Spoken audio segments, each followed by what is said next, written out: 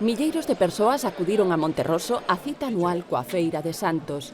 Na cúpula e nas rúas dos arredores puxéronse a venda queixos da Ulloa e doutras denominacións de orixe, mel, licores, pan e doces, patacas, produtos da horta e, por suposto, froitos de tempada como noces e castañas.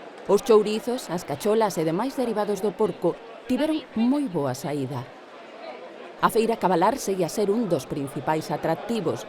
No recinto, os gandeiros amosan os seus exemplares, mentres os visitantes achéganse para acariciar a crina das cabaleirías. Ademais de cabalos, no mercado ponse a venda gando vacún, caprino e porcino.